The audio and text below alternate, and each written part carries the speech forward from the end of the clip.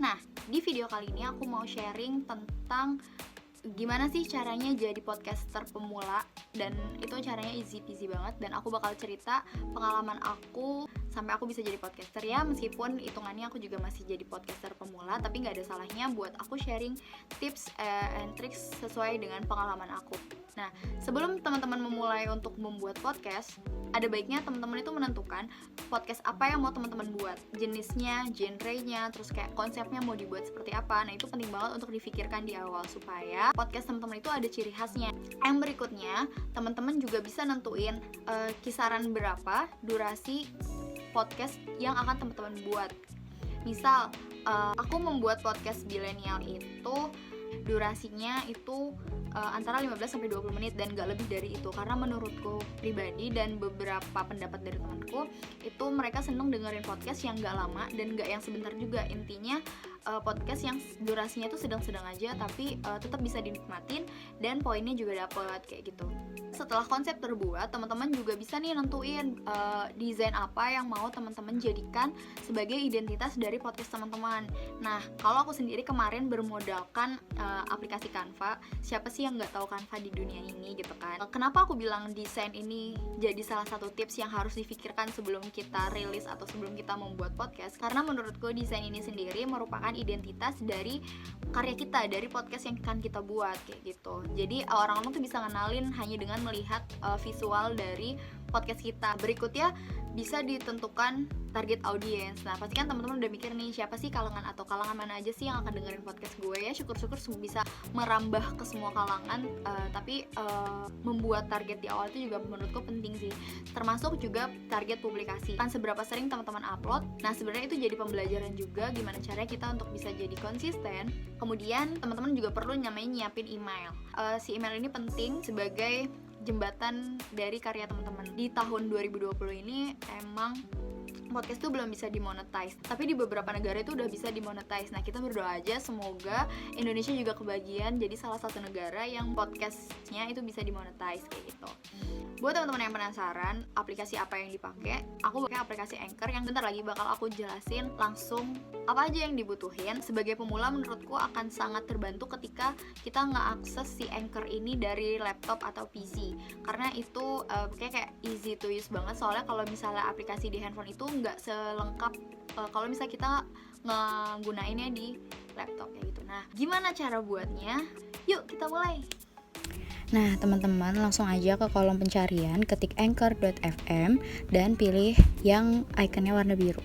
Nah, buat teman-teman yang belum punya account, gampang kok, nanti cuman butuh nama lengkap, email sama password yang langsung di kolom sign up. Nanti tampilan ketika udah jadi podcaster aktif itu kayak gini. Nah, ini nanti ada icon podcast kita. Terus di sini bagian total plays-nya akan kelihatan jumlah pendengar kita. Terus di sini ada bagian available di berapa platforms. Kemudian ini juga ada analitik terkait seberapa banyak yang udah dengerin dan kuantitas dengerinnya kayak gimana.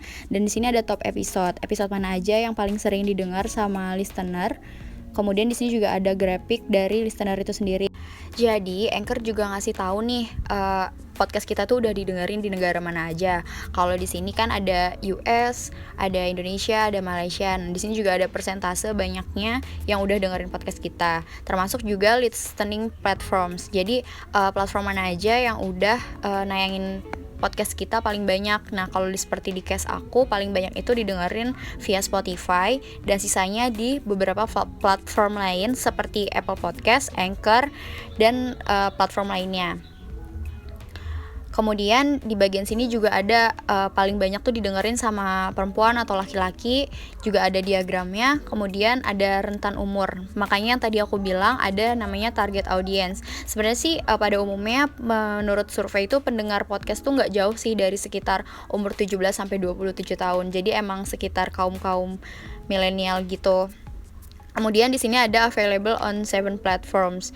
Jadi platformku tuh podcast aku tuh available di mana aja di situ. Nah, nanti buat teman-teman itu distribution atau kolom distribution itu akan tampil ketika teman-teman udah berhasil upload satu episode.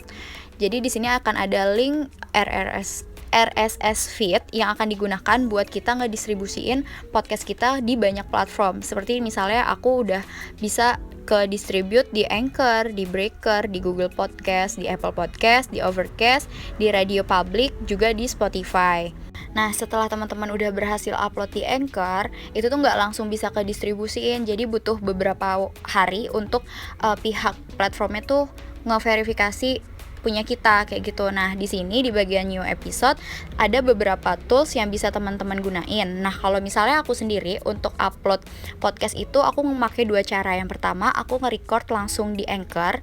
Yang kedua, aku gunain HP. Tapi mostly aku ngegunain handphone dulu karena menurutku sebagai Apple user sangat terbantu adanya edit recording atau edit record dari iPhone-ku langsung kayak gitu. Jadi ketika di sini aku hanya tinggal ngedrag aja di bagian new episode, terus nanti bisa tinggal edit background kemudian upload. Tapi kalau untuk teman-teman ngegunain di recordnya dulu itu bisa sama aja, cuman dan bisa diedit juga, cuman aku kurang paham gimana cara ngeditnya karena waktu itu pernah nyoba tapi aku kayak give up gitu, jadi mending lebih nyaman dari handphonenya langsung.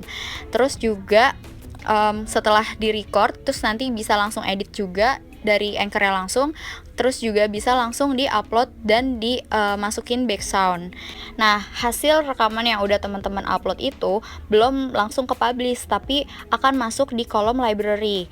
Nah, di sini teman-teman bisa ngecek nih rekaman mana aja yang udah masuk ke library teman-teman, dan teman-teman bisa pilih untuk edit background-nya dari sini. Kemudian ada banyak banget background yang bisa teman-teman sesuaiin sama kebutuhan dari teman-teman. Kalau udah tinggal di save episode aja, nanti tampilannya tuh akan ada dashboardnya sendiri gitu ya. Nah, nanti di sini koleksi episode teman-teman yang udah diupload. Nanti juga akan ada akumulasi durasinya, terus juga ada total plays-nya, ada tanggal, pokoknya detailnya tuh akan ada di bagian episode. Setelah itu, di sini juga teman-teman bisa view episode detail, nanti akan ditampilkan lebih detailnya lagi. Nah, di bagian setting akan ada update setting. Jadi kalau misalnya teman-teman belum ada episode, itu nggak akan ada kolom distribution, hanya ada update setting. Nanti di situ bisa langsung teman-teman update aja keinginan teman-teman settingan seperti apa. Nah, tadi aku bilang pentingnya konsep itu untuk ngisi ini semua. Ada nama podcast kita, terus description-nya, kategori podcast kita itu masuknya kemana. Nanti tuh di sini ada semua, ada juga termasuk link profile Anchor kita. Terus di sini juga tadi aku bilang pentingnya ada desain terkait background podcast kita atau cover. Nanti tuh akan jadi ciri khas atau identitas dari podcast yang kita buat kayak gitu. Di kategori sendiri banyak banget pilihannya yang bisa kalian sesuaiin sama podcast atau jenis podcast kalian. Kalau aku kan karena obrolan seputar milenial ya, jadi emang menurutku masuknya ke society dan culture kayak gitu. Udah deh, tinggal tunggu aja beberapa hari supaya podcast teman-teman udah bisa dinikmatin di beberapa platform. Kalau misalnya masih ada yang belum jelas dan ingin ditanyakan, bisa langsung drop pertanyaan teman-teman di bagian kolom komentar. Dan kalau menurut teman-teman video ini cukup membantu dan bermanfaat untuk teman-teman, aku mohon untuk like dan share-nya ya. Terima kasih.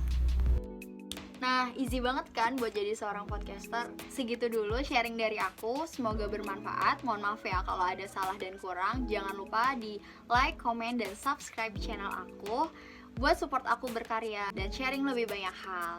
Jangan lupa mampir di sosmed aku lainnya. Terima kasih, sampai jumpa.